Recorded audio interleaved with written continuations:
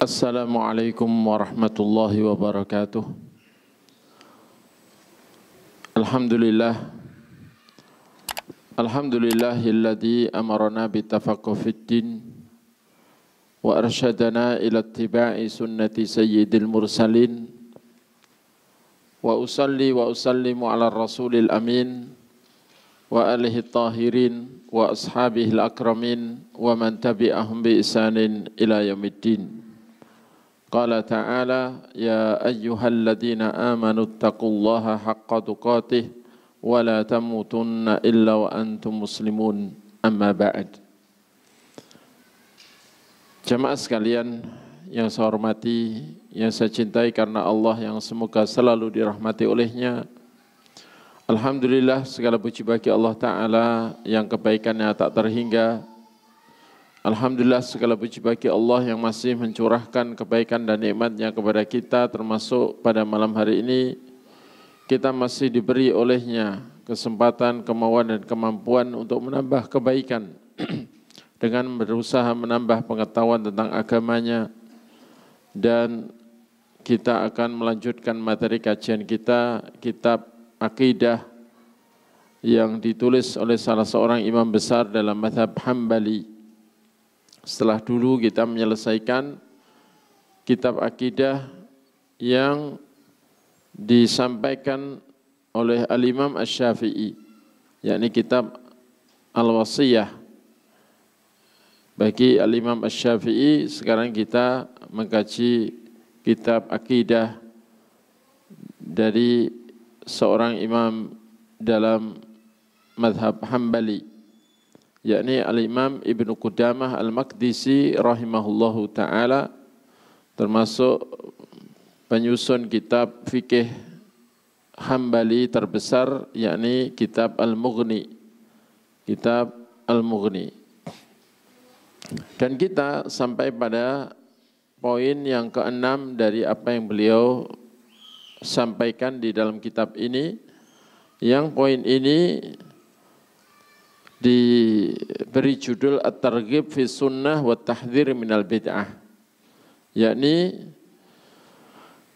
persuasi agar kita mencintai sunnah, mencintai apa yang sudah diajarkan oleh Nabi SAW, dan agar kita berhati-hati dari kebid'ahan dalam agama, berhati-hati dari ajaran-ajaran bikinan orang sepeninggal Nabi SAW, terutama sepeninggal Khulafaur Rasyidin.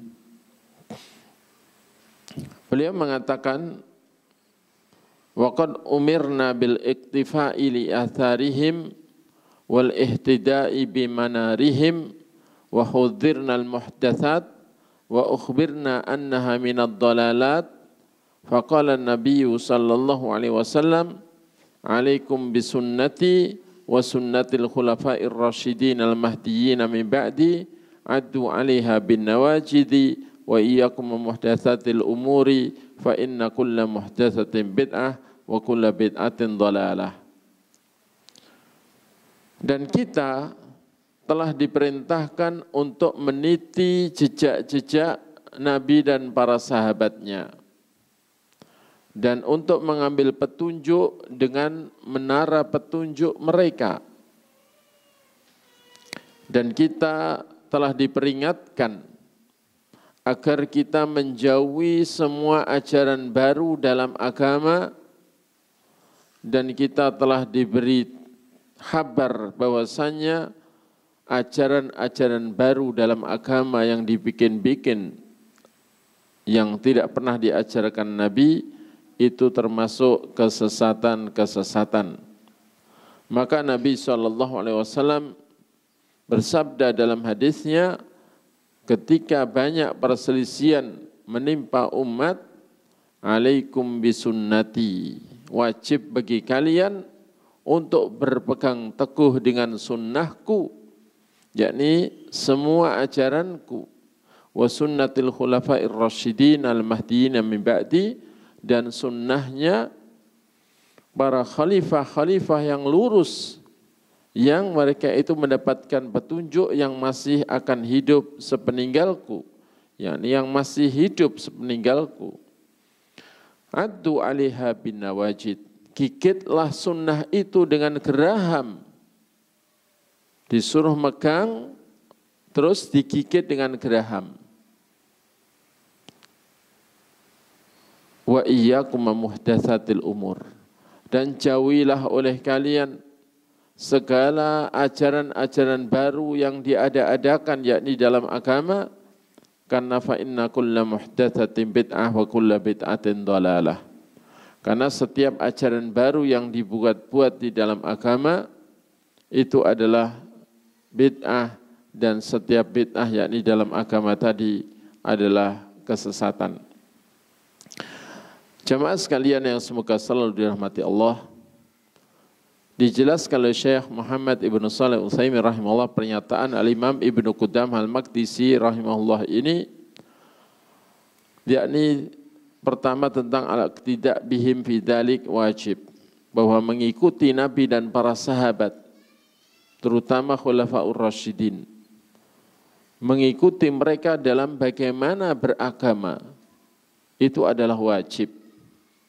Berdasarkan sabda Nabi tadi, alaikum bisunnati wa sunnatil khulafa'ir rasyidin al-mahdiyyin min ba'di, dan seterusnya tadi.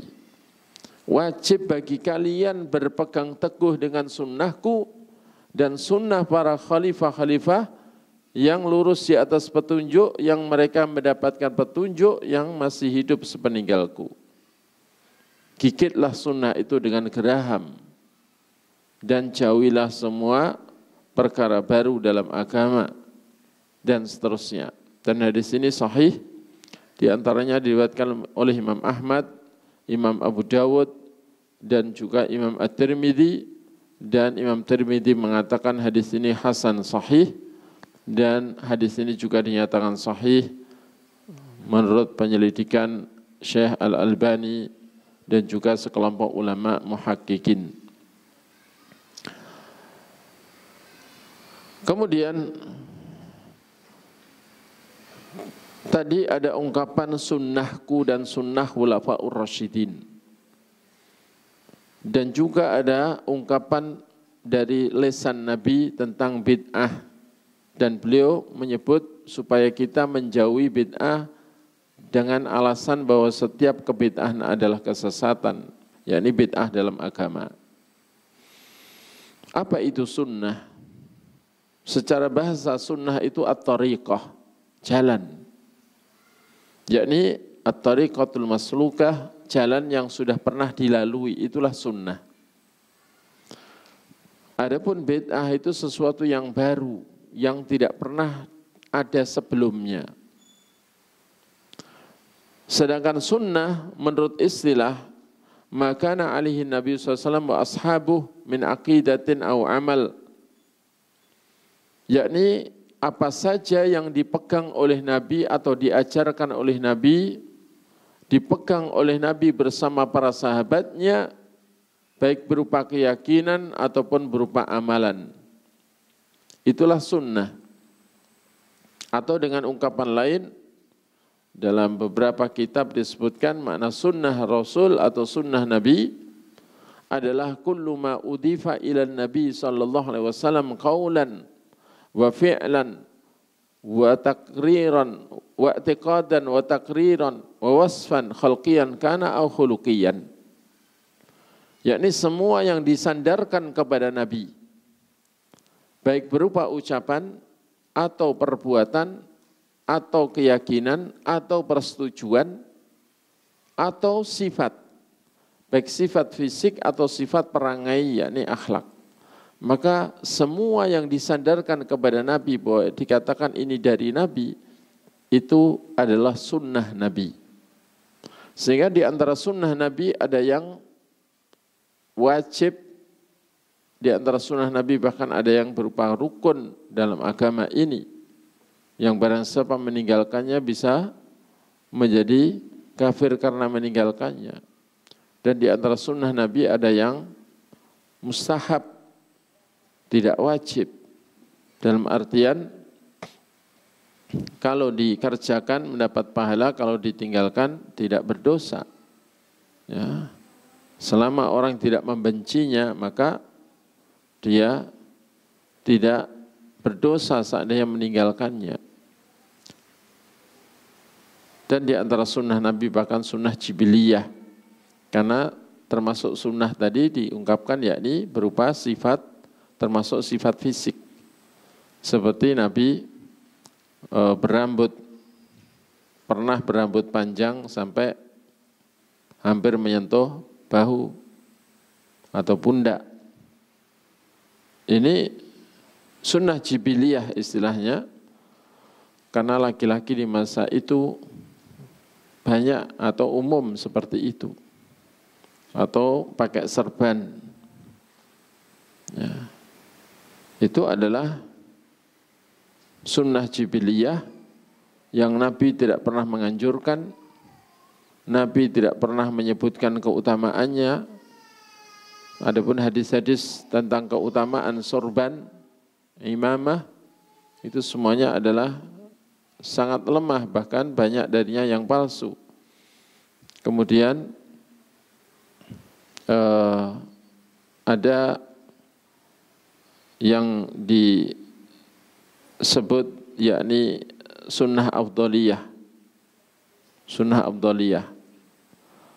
Tapi yang jelas yang dimaksud dalam hadis ini, sunnah di sini adalah apa yang dipegang teguh oleh Nabi dan para sahabatnya. Oleh Nabi bersama para sahabatnya, karena disebut sunnatil khulafa'ir rasyidin.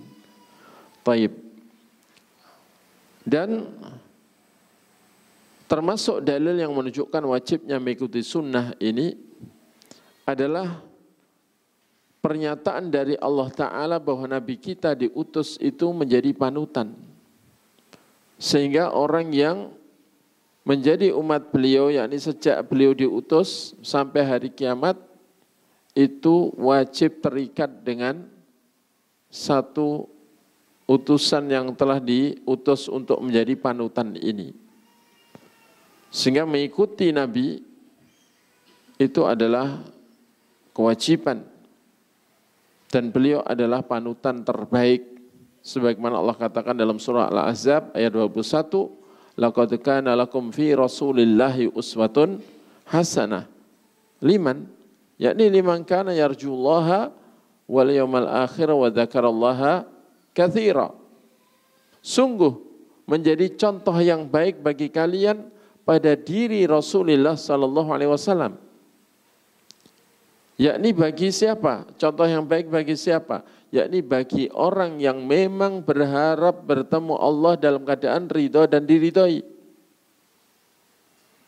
Dan juga bagi orang yang berharap kehidupan yang baik dalam kehidupan akhir, yakni kehidupan akhirat. Yakni kalau memang seorang itu peduli akan keselamatan diri dalam kehidupan kekal abadi, maka ya wajib ikut Nabi. Wajib menjadikan Nabi sebagai panutannya, sebagai contoh terbaiknya.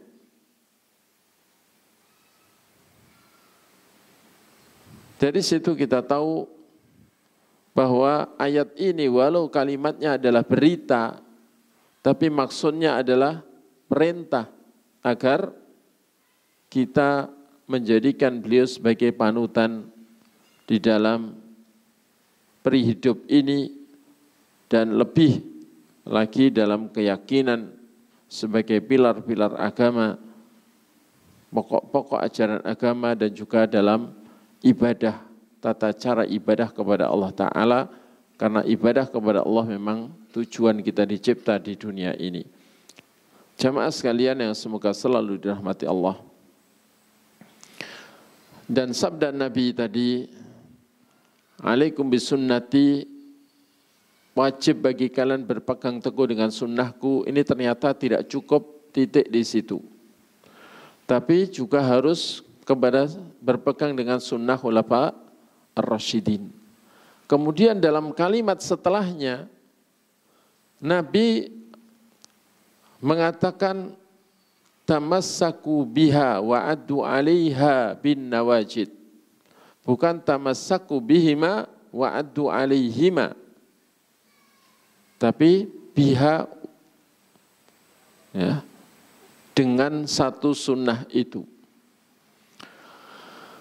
Hal ini menunjukkan bahwa sunnah khulafaur rasyidin itu termasuk sunnah Nabi, karena sudah ditakrir, disetujui oleh Nabi sebagai sunnah yang harus dipegang oleh umat setelahnya.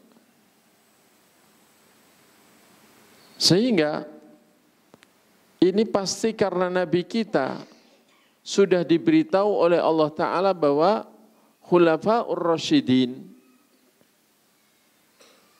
Abu Bakar As-Siddiq radhiyallahu an, Umar bin Khattab radhiyallahu an, Utsman ibn Affan radhiyallahu an, Ali bin Abi Thalib radhiyallahu an, sampai akhir hayat tidak akan membuat ajaran baru atau membuat ketentuan baru dalam agama yang menyelisihi apa yang sudah diajarkan oleh Nabi Shallallahu Alaihi Wasallam. Pasti Allah sudah memberitahu Nabi seperti itu, sehingga beliau dengan tanpa ragu pula mewajibkan umat berpegang dengan sunnah Nabi, bahkan dan sunnah khulafaur rasyidin, bahkan Nabi menggabung sunnah khulafaur rasyidin dengan sunnah beliau dengan kalimat alaiha, yakni menyatukan sunnah khulafaur rasyidin dalam sunnah beliau. Bukan alaihima, berpeganglah atas dua sunnah itu, tapi alaiha atas satu sunnah itu. Ya. Kemudian belum cukup wasiat Nabi dengan hal itu pula, tapi beliau juga berwasiat agar kita menjauhi semua kebid'ahan dalam agama. Ya. Ini bukan karena kita ini pengen bermasalah dengan orang-orang yang menyukai bid'ah, enggak. Justru kita ini ingin, ya, mengajak semua umat Islam bersatu di atas sunnah.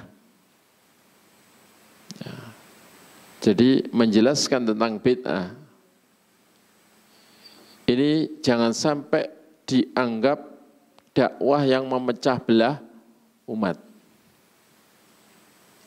Karena biang keladinya perpecahan umat itu justru bid'ah itu. Solusinya ketika banyak perbedaan pendapat dan banyak perpecahan pada umat Islam, solusi dari Nabi kita adalah supaya kita meninggalkan semua kebid'ahan dalam agama, kembali kepada sunnah.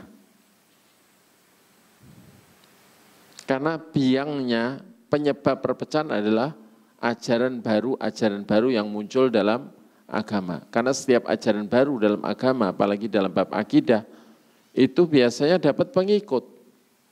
Dan pengikut suatu aliran akidah baru, itu lama-lama kalau sudah mencintai dan fanatik kepada akidahnya, pengikut-pengikutnya ini akan membenci orang-orang yang enggak mau menerima ajaran barunya. Dan kalau ada 72 aliran dalam keyakinan yang semuanya adalah baru, semuanya adalah karangan orang atau kesalahpahaman orang, dan masing-masing aliran dapat pengikutnya, apa yang terjadi? Umat Islam pecah menjadi 73. Yang satu yang masih asli murni, yang 72 adalah yang menyelisih yang asli murni, alias yang ada tambahan dan campuran. Atau ada ajaran baru yang difanatiki di situ. Ya. Dan awalnya yang menyelisih Nabi dan para sahabat itu sebenarnya hanya 6 aliran. Yakni Khawarij, yang mereka itu ekstrim kanan.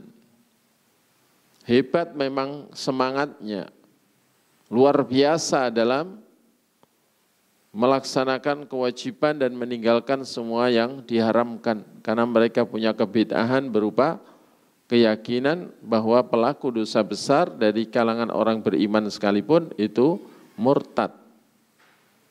Keluar dari Islam, kafir di dunia, kalau enggak tobat sampai mati kekal di neraka.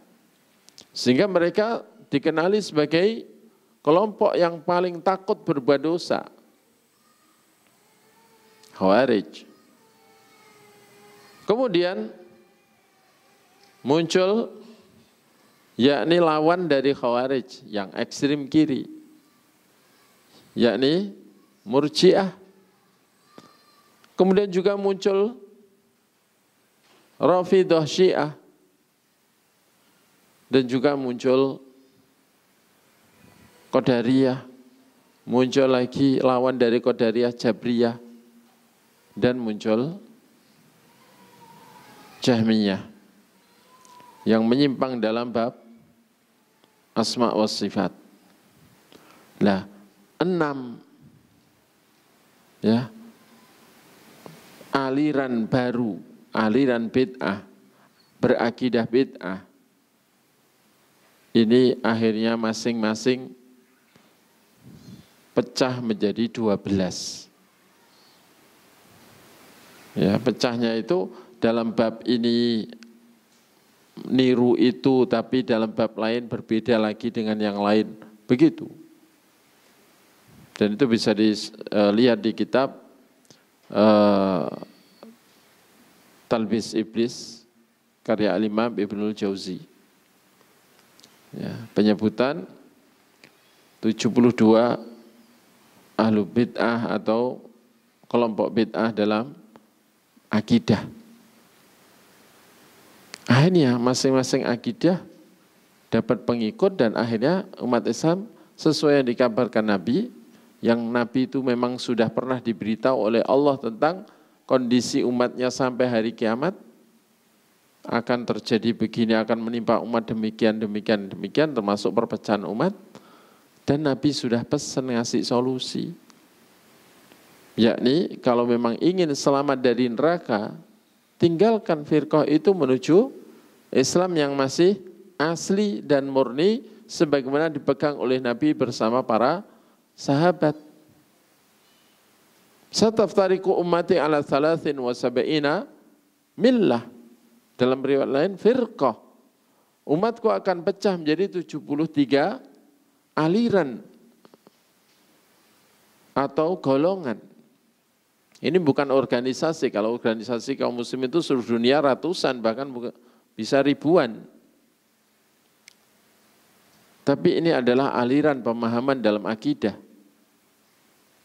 Menjadi 73. Semuanya akan neraka alias mampir ke neraka. Kecuali satu.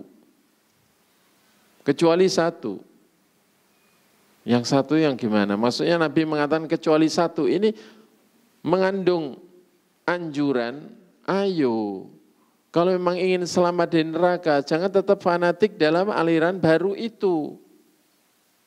Kembalilah kepada sunnah. Kembalilah kepada yang selamat dari neraka, yaitu ma'ana alaihi wa ashabi, yang sesuai dengan aku dan para sahabatku. Yang sesuai dengan aku dan para sahabatku. Yang memegang apa? Islam yang masih asli, murni dan konsekuen. Dalam riwayat yang lain, man kana ala mithli ma ana alaihil yauma wa ashabi. Yang selamat dari neraka itu adalah siapapun yang berpegang dengan Islam seperti yang aku pegang pada hari ini bersama para sahabatku. Islam yang masih asli datang dari Allah, yang disampaikan melalui utusannya dan diajarkan kepada para sahabat beliau dan dijalankan bersama para sahabat beliau pada zaman Nabi. Islam yang masih asli dari Allah, murni tanpa campuran dan tambahan, konsekuen tanpa pengurangan dan perubahan, itulah Islam yang barang siapa berpegang dengan itu termasuk golongan yang selamat dari neraka di antara 73 golongan yang ada.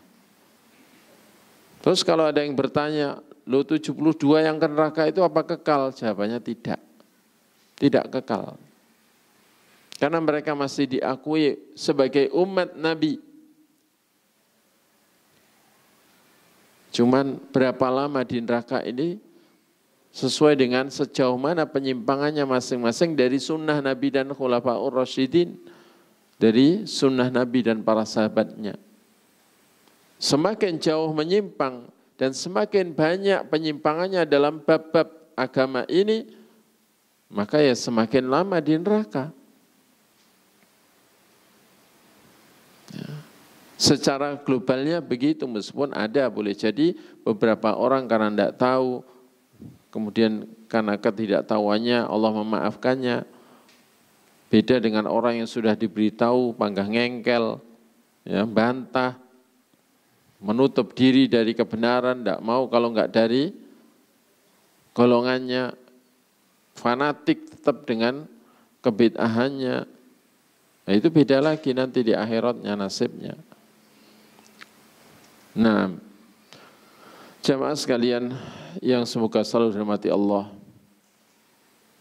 Terus kalau ada yang bilang, kalau enggak mau bid'ah, ya enggak usah pakai mikrofon. Ini bid'ah. Enggak usah pakai jam dinding, ini bid'ah. Jam dinding dilempar aja. Ya. Ini orang yang bahasanya dasarnya adalah hawa nafsu. Coba kalau mau hatinya dibersihkan dulu dari pengaruh hawa nafsu. Ya, yakini dulu bahwa Allah Ta'ala maha sempurna dalam ilmu. Bahkan tidak ada sesuatu yang belum diketahui oleh Allah, baik apa yang telah terjadi maupun apa yang belum terjadi sampai hari kiamat. Sampai kapanpun. Dan bahkan ilmu Allah, pengetahuan Allah itu tidak pernah bertambah dari awal, dari sejak Allah belum mencipta apa-apa sampai selamanya. Dan Allah tidak pernah melupakan apapun yang Dia ketahui.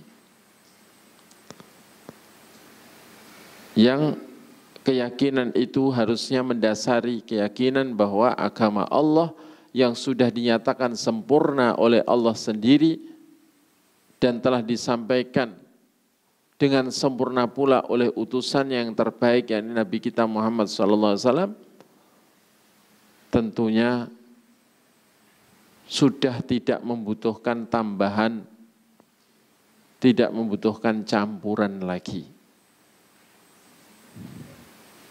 Bahkan perintah Allah, fa in tanaza'tum fi syai'in farudduhu ila Allahi war Rasul. Kalau kalian berselisih dalam masalah apapun, tidak hanya masalah akidah, tidak hanya masalah ibadah, tidak hanya masalah akad dan sebagainya, dalam masalah apapun, maka kembalikanlah hukumnya kepada Allah dan Rasul, kepada Quran dan Sunnah. Dan ayat ini berlaku sampai hari kiamat. Tidak hanya permasalahan yang pernah terjadi di zaman Nabi, tapi sampai kapanpun, sampai sekarang atau selamanya nanti, perselisihan apapun yang terjadi di antara manusia, jawabannya sudah ada, solusinya sudah ada dalam Quran dan Sunnah. Karena Allah Maha tahu apa yang akan terjadi, perselisihan apa yang akan terjadi di kalangan manusia sampai hari kiamat, Allah sudah tahu. Dan Allah sudah menyiapkan jawabannya dalam Quran dan Sunnah. Kalau memang beriman seperti itu, insya Allah hatinya legowo untuk mengatakan dari hatinya bahwa Islam memang sudah sempurna dan tidak perlu tambahan dan tidak perlu revisi dan tidak membutuhkan campuran lagi. Nah. Kemudian yang berikutnya, kalau orang mau jujur, ketika ditanya siapa manusia yang paling sempurna dalam mengabdi dan beribadah kepada Allah, pasti jawabannya adalah Nabi Muhammad SAW. Kalau orang tahu dalil, ditanya siapa manusia yang paling tinggi derajatnya di surga, bukan karena jumlah amal, tapi karena menjadi hamba yang paling sempurna dalam menghamba kepada Allah, beribadah kepada Allah. Karena kalau jumlah amal, Nabi Nuh lebih banyak dari Nabi kita. Nabi kita beramal 23 tahun, Nabi Nuh 950 tahun. Tapi dari segi kualitas, dari segi ketakwaan, dari segi kesabaran, dari segi kesempurnaan dalam syukur, kesempurnaan dalam segala ibadah, Nabi kita yang tertinggi. Maka beliau surganya adalah yang paling tinggi. Surga tertinggi itu surga Firdaus, dan di Firdaus itu yang tertinggi adalah yang paling tengah. Dan di tengah surga Firdaus itu ada tempat tertinggi yang namanya Al-Wasilah. Dan itulah tempat Nabi kita Muhammad SAW. Maka siapapun yang ingin menempati surga tertinggi yang tidak ada lagi yang lebih tinggi lagi, cukup menjadikan Nabi Muhammad SAW sebagai panutan. Terus gimana dengan para sahabat? Para sahabat itu adalah contoh bagi kita dalam bagaimana mencontoh Rasulullah SAW. Bagaimana cara memahami dan mengamalkan Quran dan Sunnah. Kalau kita melampaui para sahabat Nabi, berarti kita ini melampaui Nabi. Dalam artian hulu, ekstrim kanan. Kalau mengurangi dari porsi yang telah dipegang dan dilakukan oleh para sahabat Nabi, berarti kita ini mengurangi porsi yang semestinya yang diajarkan Nabi, dari yang diajarkan Nabi. Jadi para sahabat ini panutan dalam bagaimana memahami dan mengamalkan Quran dan Sunnah, karena mereka lah yang dididik langsung oleh Nabi bagaimana cara yang benar, tidak lebih dan tidak kurang dalam memahami dan mengamalkan Quran dan Sunnah.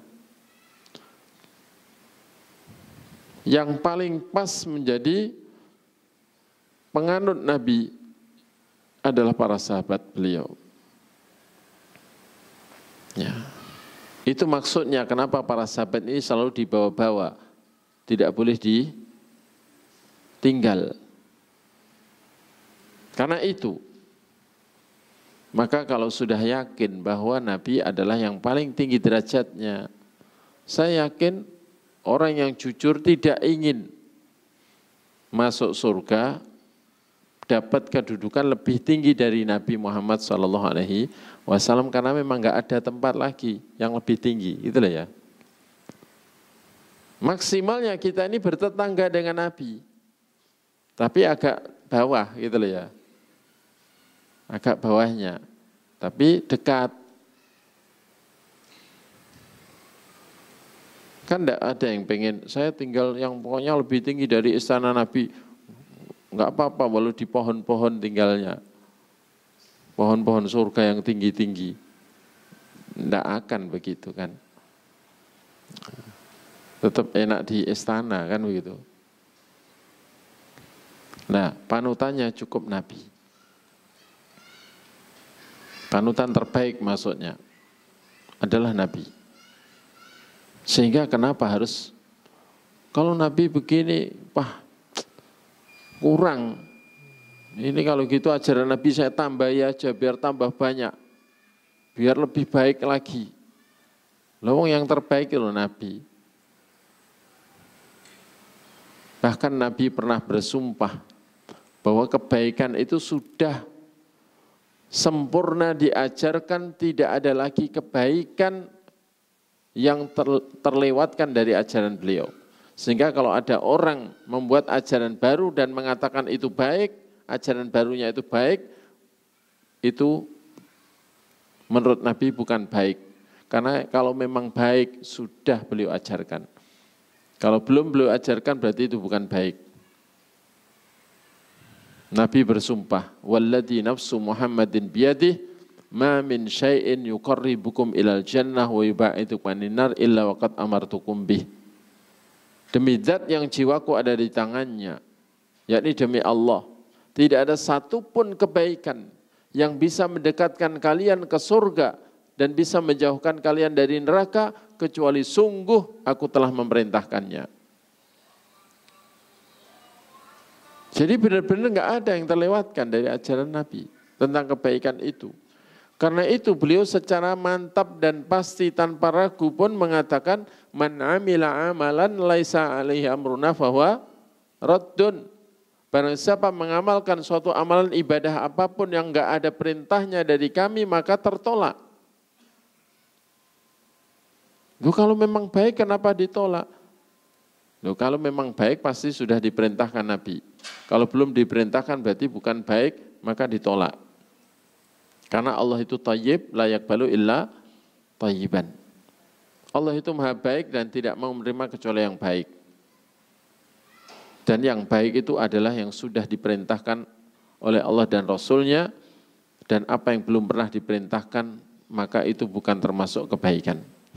Berkata sahabat Abdullah bin Mas'ud, termasuk ulama di kalangan sahabat radhiyallahu an, ittabi'u wa la tabtadi'u faqad kufitum. Ikutilah apa yang sudah diajarkan, yakni diajarkan oleh Nabi. Dan jangan kalian membuat kebid'ahan, yakni ajaran baru dalam agama. Faqad kufitum, karena sungguh kalian sudah dicukupi dengan apa yang sudah diajarkan. Coba, ini pesan sahabat Nabi. Ulama di kalangan sahabat, yang disegani di kalangan sahabat karena ilmunya. Ya. Ikuti apa yang sudah diajarkan, jangan membuat ajaran baru.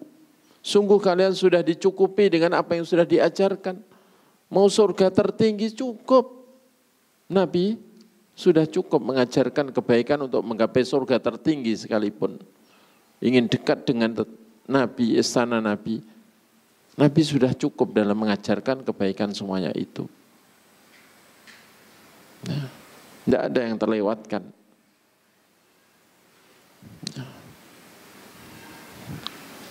Waqala Umar bin Abdul Aziz radhiyallahu an, berkata Umar bin Abdul Aziz radhiyallahu an, kalaman maknahu, suatu perkataan yang maknanya qif haitsu waqafal qaum. Berhentilah kamu di mana para sahabat Nabi berhenti. Fa innahu ma'na ilmin waqafu. Karena para sahabat Nabi itu berdasarkan ilmu mereka berhenti. Kalau mereka tidak melakukan sesuatu itu karena tahu, bukan karena tidak tahu, bukan karena belum tahu.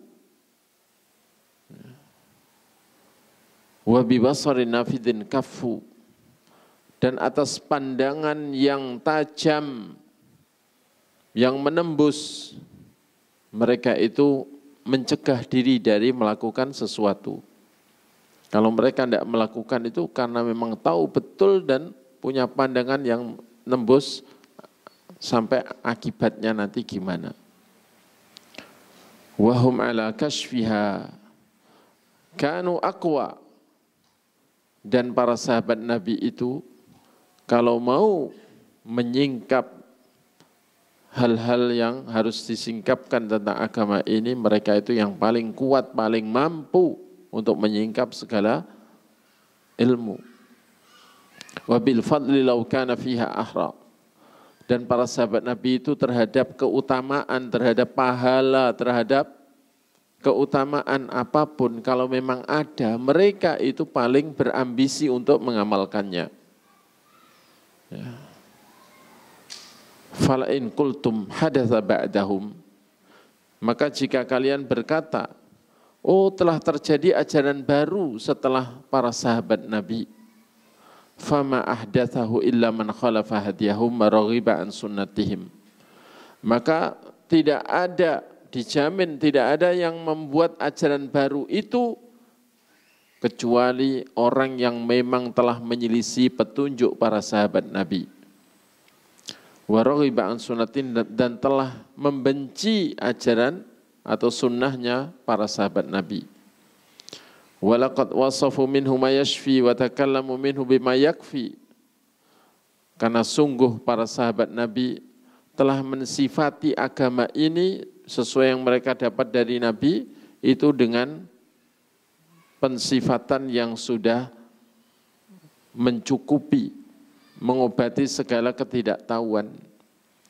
Dan mereka telah berbicara tentang agama ini berdasarkan ilmu dari Quran dan Sunnah yang diajarkan Nabi.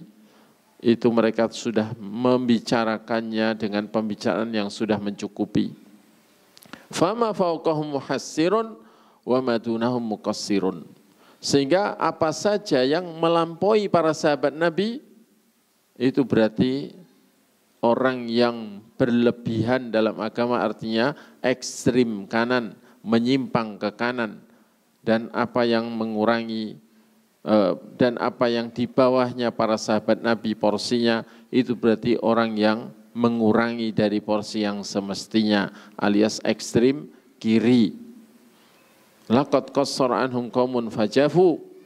Sungguh ada kaum yang memangkas dari apa yang sudah diajarkan, diamalkan oleh para sahabat Nabi dari ajaran Nabi, maka kaum itu pun akhirnya banyak meninggalkan ajaran Islam. Wa tajawazahum akharun faghalau. Ada kaum yang lain melampaui batasnya para sahabat, berusaha mengungguli melebihi para sahabat Nabi, maka mereka menjadi golongan yang melampaui batas alias ekstrim kanan. Wa inhum fima baina dzalika ala hudam mustaqim. Dan sesungguhnya para sahabat Nabi di antara ekstrim kanan dan ekstrim kiri sungguh di atas petunjuk yang lurus. Ya. Kalimat yang sangat indah, nasihat yang sangat berharga, bernilai, yang layak ditulis dengan tinta emas dan dipegang sampai hari kiamat. Jamaah sekalian, Al-Imam Umar bin Abdul Aziz mengungkapkan ungkapan ini karena beliau sangat berilmu tentang agama ini, sangat paham tentang sunnah, dan beliau paham bahwa siapapun yang tidak mengikuti jalannya para sahabat Nabi pasti tersesat di dunia, dan kalau enggak tobat sampai mati bisa masuk ke dalam neraka. Dan hal itu karena Allah Ta'ala sudah mengancam. Siapapun yang menyelisih para sahabat Nabi, menyelisih Nabi dan para sahabatnya, pasti akan disesatkan ke arah mana sesatnya di dunia, kemudian di akhirat dimasukkan di dalam jahanam. Sebagaimana Allah katakan dalam surah An-Nisa ayat 115. An-Nisa 115.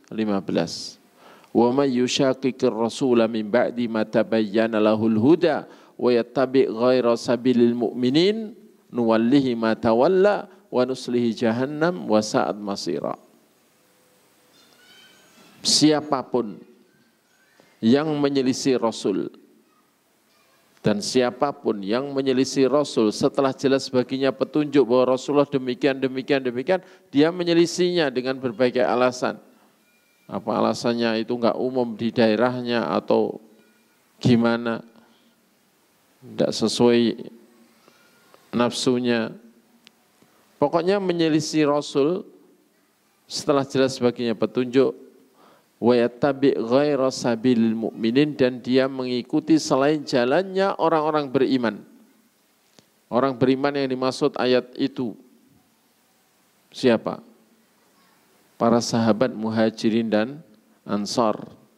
Sebagaimana Allah sebutkan dalam surah Al-Anfal ayat 74. Ya. Orang-orang beriman yang sebenar-benarnya iman adalah Muhajirin dan Ansar. Ayat orang beriman ketika ayat itu turun adalah Muhajirin dan Ansar. Dan orang-orang yang setelah mereka kok menyelisih Rasulullah dan tidak mengikuti jalannya orang beriman yang bersama Rasul, yakni para sahabat, maka nuwallihi ma tawalla, akan kami sesatkan dia ke arah mana ia tersesat. Akan dibuat merasa dapat petunjuk dalam kesesatannya. Kemudian kalau enggak taubat sama hatinya, wa nuslihi jahannam wa sa'at masira, akan kami masukkan juga dia ke dalam jahanam dan alangkah buruknya jahanam sebagai tempat kembali. Ini ancaman yang berat dari Allah Ta'ala dalam surah An-Nisa 115 bagi siapapun yang menyelisih Rasulullah dan para sahabatnya. Duh, orang beriman dalam ayat itu apa enggak di segala zaman? Sekarang siapa yang bisa menilai orang sekarang yang beriman yang mana? Yang jalannya harus kita pegangi, tidak boleh kita selisih. Ya, hatta orang Nasrani sekarang merasa sebagai kaum yang beriman. Selain Nasrani, mereka sebut sebagai apa? Domba-domba yang tersesat. Ya. Bahasa Jawane wedhus-wedhus kesasar, kan itu. Ya.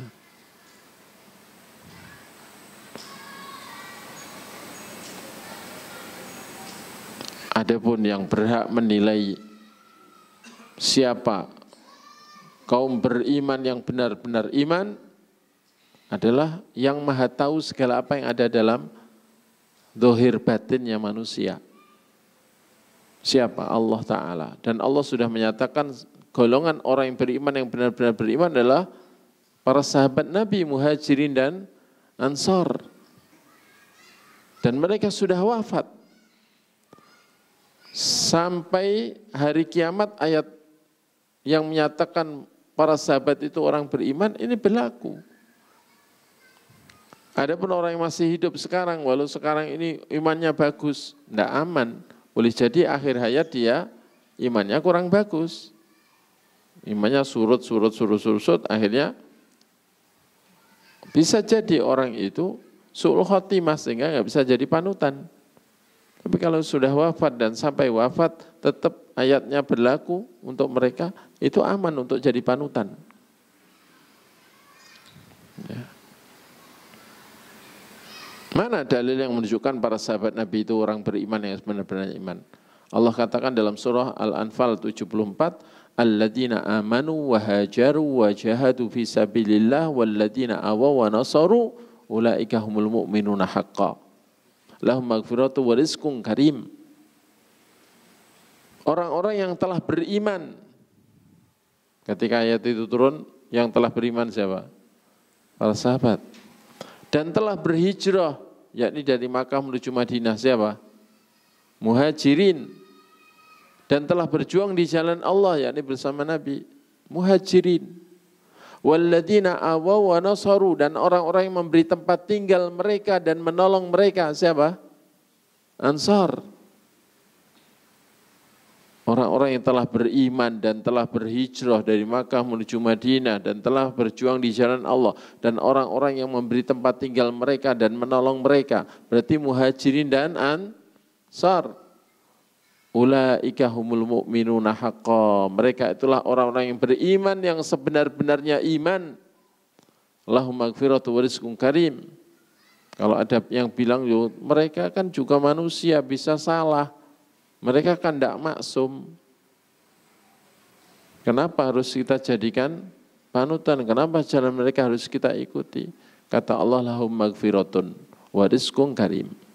Untuk mereka ada ampunan. Di situ ayatnya maghfiratun itu dibentuk nakirah fi siyaqil itsbat untuk menunjukkan umum. Bagi mereka ada ampunan untuk segala kesalahan mereka. Dan ada rizki yang mulia yakni surga. Sehingga panutan yang terbaik adalah yang sudah dijamin surga. Yang jaminan itu berlaku sampai hari kiamat. Terbukti ayat itu tidak dihapus sampai hari kiamat, tetap dibaca sampai hari kiamat. Nah, karena itu enggak berlebihan ketika Allah mengatakan bahwa yang diridhoi dari umat Nabi SAW dan disiapi surga itu adalah dua kelompok saja. Kelompok pertama adalah Muhajirin wal Ansar. Para sahabat Nabi, mereka sudah berlalu, kita enggak mungkin termasuk mereka. Ya. Terus kelompok kedua ini yang terbuka bagi kita untuk bergabung di situ, yakni kelompok alladzina tabauhum bi ihsan.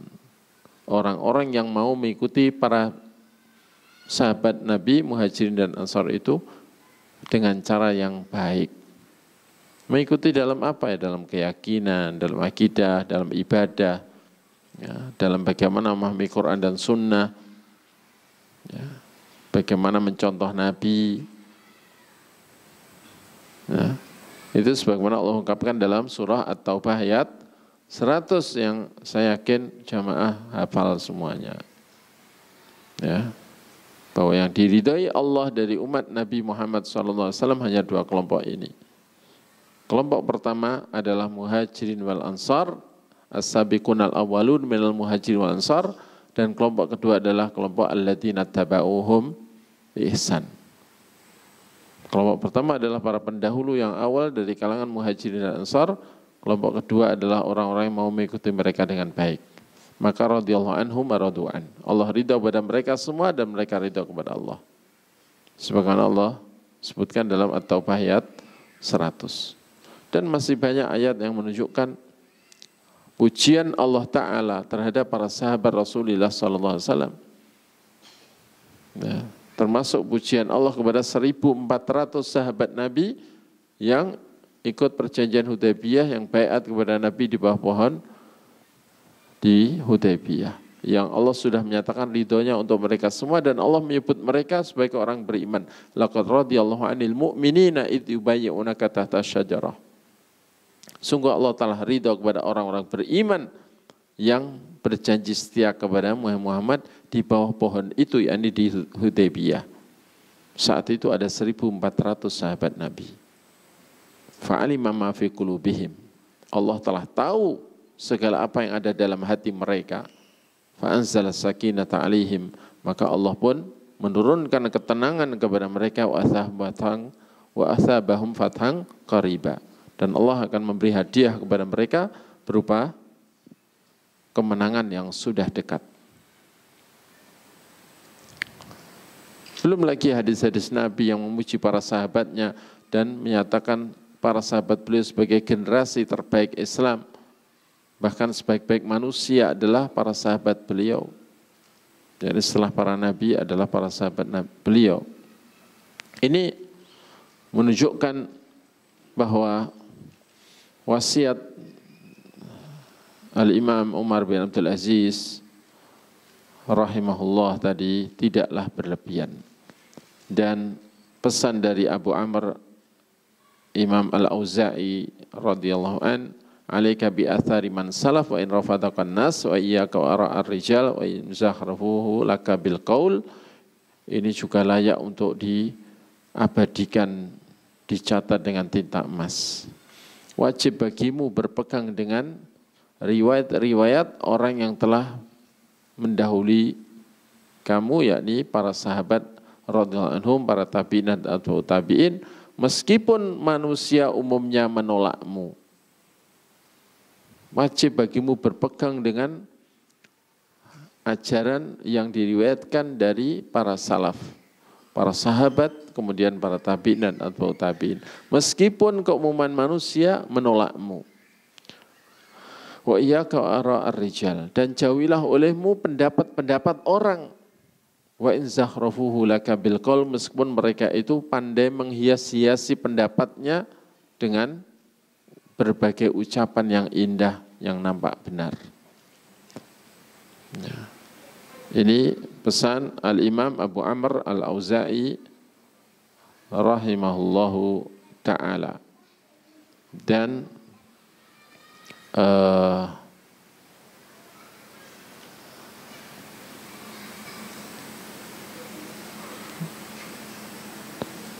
Dari situ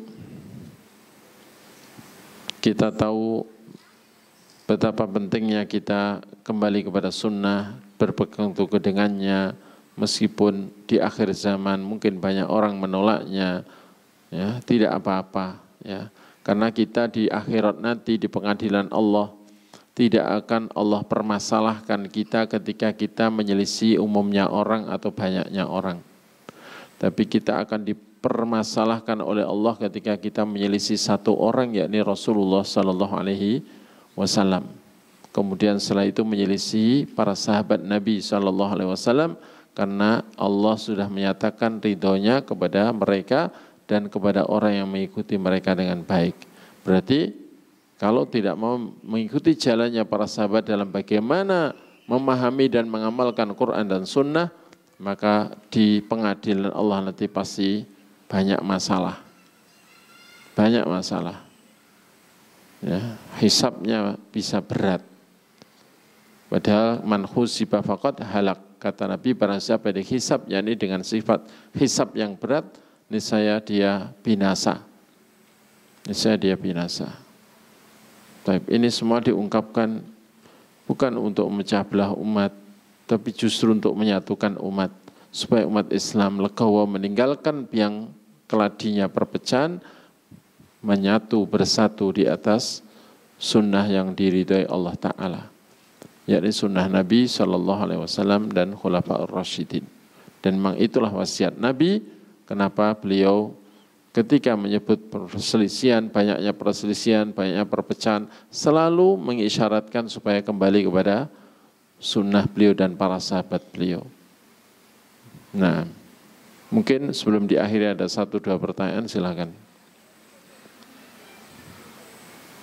Nah, ini dulu ya. Bentar. Ya.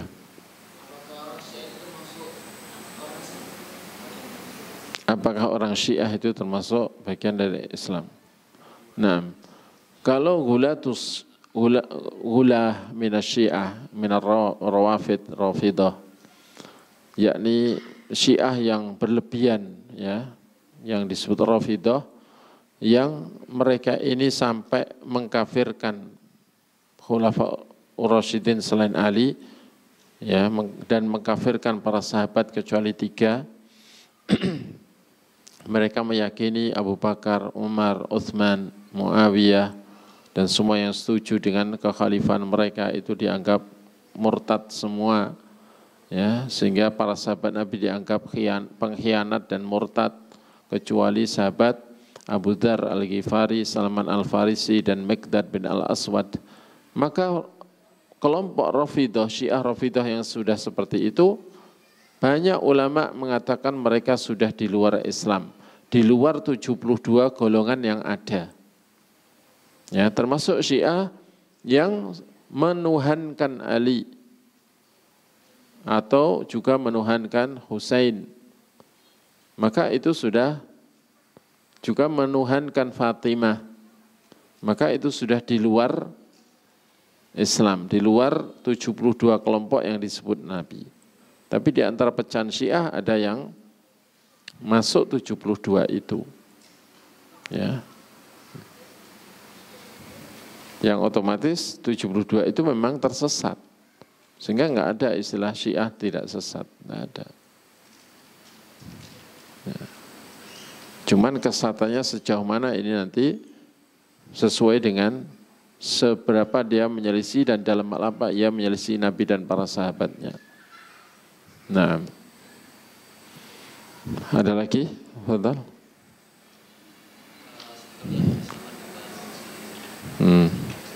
Ya.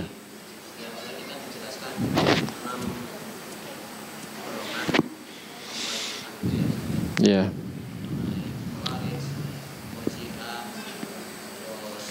Syiah.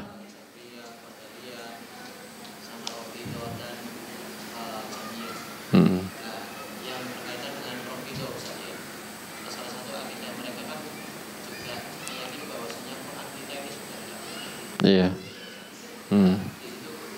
Apakah mereka ini seperti yang Ustaz sampaikan tadi, masih ada sebagian dari mereka itu yang masuk ke 72 golongan yang konsekuensinya masih Ya. Nah. Jadi Al-Imam Ibnul Jauzi dalam Talbis Iblis menyebutkan bahwa usulul firaq, jadi asal usulnya firqah yang ada itu 6, ya, disebut salah satunya Rafidhah, ya. Kemudian dari 6 itu pecah masing-masing menjadi 12, jadilah ya 72. Kemudian Al-Imam Ibnu Qayyim Al-Jauzi rahimahullah itu menyebutkan bahwa Rafidhah yang sudah mengkafirkan para sahabat, kemudian juga Jahmiyah yang sudah mengingkari seluruh nama Allah dan sifatnya, ini sudah di luar yang 72 itu, ya, di luar yang 72 itu. Adapun walau mungkin sebutannya itu Rafidhah, tapi kalau pribadi orang yang bergolong ke situ ternyata ada orang-orang yang tidak sampai kesatannya seperti itu, karena ada orang itu gabungnya dengan mana, tapi sebenarnya secara pribadi dia ya, tidak, kesesatannya tidak sampai segitunya. Semisal secara asal bahwa Syiah, Itsna Asyariyah atau Imamiyah itu meyakini Quran itu sudah berubah, alias Quran yang ada pada Ahlus Sunnah ini tidak asli. Ya. Itu termaktub dalam kitab yang menjadi pegangannya seperti kitab Ushulul Kafi. Ya. Pegangan Syiah, Itsna Asyariyah, Syiah Khomeiniyah. Tapi tidak setiap orang yang tergabung dalam Syiah di situ itu keyakinannya seperti itu. Itu maksud saya. Ya. Dan kita nggak bisa menghukumi secara kebiahuyah. Sesatnya memang sesat. Ya, tapi apakah semuanya divonis keluar dari Islam? Tentunya tidak. Kalau kesyirikannya, akidahnya memang bisa dikatakan akidah seperti ini kufur, akidah seperti ini di luar Islam, akidah seperti ini, ya, yakni takfiru awsaf, menvonis kafir sifat atau perbuatan, itu memang bisa. Tapi kalau sudah takfirul muayyan, menvonis kafir orang-orangnya secara tunjuk nama, tunjuk hidung, tidak setiap orang yang bergabung dalam suatu kelompok itu selalu dihukumi sama dengan ya paham kelompoknya. Itu maksudnya, Ustaz. Ya. Mungkin sekira saya simpulkan sebagaimana orang Islam yang terkait dengan Islam KTP seperti itu. Iya. Jadi di antara kaum muslimin itu nanti ada yang dikeluarkan dari neraka, padahal dia belum beramal kebaikan sama sekali. Tapi dia masih punya iman walau seberat atom di dalam hatinya. Bahkan ada orang yang dikeluarkan dari neraka karena pernah mengucapkan la ilaha illallah, padahal dia tidak tahu. Dan dia hanya mengatakan, saya dengar orang mengucapkannya, maka saya ikut-ikutan mengucapkannya. Padahal secara kaidah, kalau orang tidak memenuhi syarat-syarat la ilaha illallah, itu kan la ilaha illallahnya enggak sah, kan begitu kan? Itu kita kaji supaya kita sah. Bab syurut la ilaha illallah, bab nawaqidul Islam, itu bukan kita pelajari untuk kita gunakan menvonis orang. Al-Imam Asy-Syaukani rahimahullah bahkan menyatakan ketika menjelaskan tentang bahwa di antara penghalang vonis kafir itu adalah al-khata'u, ketidaksengajaan. Beliau menjelaskan orang melakukan syirik besar, orang melakukan kufur besar, ketika dia tidak menyengaja untuk melakukan syirik besar itu atau kufur besar itu, dalam artian karena kebodohannya, bahkan dia kalau dibilang perbuatannya itu syirik, dia marah. Kalau memang syirik saya nggak mungkin melakukannya. Ini bukan syirik. Sehingga dia melakukannya itu bukan karena menyengaja ingin keluar dari Islam, ingin batal keislamannya dengan kesyirikannya. Padahal orang yang berilmu tahu betul 100% bahwa itu syirik besar. Itu orang begitu nggak boleh dihukumi kafir atau keluar dari Islam.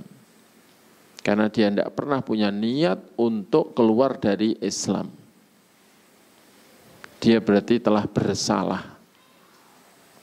Kita menghukumi perbuatannya tetap itu syirik besar, itu kufur besar, itu membatalkan keislaman, itu bisa mengeluarkan pelakunya dari Islam. Tapi orang yang melakukannya kadang-kadang ya tetap dihukumi muslim karena dia tidak mau selain Islam. Dan dia meyakini apa yang dilakukan itu bukan kesyirikan, bukan kekufuran. Sehingga dia tidak ada unsur kesengajaan ingin melakukan kekufuran atau kesyirikan. Ya. Karena itu Syekh Muhammad bin Abdul Wahab ketika melihat ada orang-orang yang menyembah patungnya Syekh Abdul Qadir Jailani di atas kuburannya dan juga menyembah patungnya, rukuk sujud kepada ya, patungnya Syekh Ahmad Al-Badawi di atas kuburannya. Kata beliau, tidak mungkin ya, kami itu menvonis kafir mereka. Dan hal itu karena kebodohan mereka dan karena syubhat yang bercokol kuat di kepala mereka. Ya, padahal jelas-jelas syirik besar. Ini contoh, gitu loh ya, contoh. Ya. Lu termasuk ajarannya mereka begitu. Iya, tapi yang ngikuti ini loh. Belum tentu begitu. Nah, hampir semuanya termasuk Jahmiyah itu sebenarnya konsepnya kan kufur, mengingkari semua nama Allah dan sifatnya. Bahkan kekufurannya lebih parah dari Yahudi Nasrani. Kalau mau tapi mereka tidak mau selain Islam. Dan mereka menganggap inilah tauhid, memahasucikan Allah dari segala penyerupaan. Coba. Ya, secara konsep kelompok itu adalah di luar Islam, tapi orang-orangnya yang berpecah belah kan orang-orangnya menjadi bergolong-golong. Nah ini tidak gampang mengeluarkan mereka dari Islam, bukan perkara ringan, gitu ya. Nah karena itu kita mengkaji bab akidah ini bukan untuk menvonis orang, tapi agar kita tidak terjumus kepada hal-hal yang menyimpang dari faham Nabi dan para sahabat, dari akidah Nabi dan para sahabat. Itu yang utama. Kemudian orang sekelas kita tidak punya hak untuk menvonis kafir. Ini harus diketahui.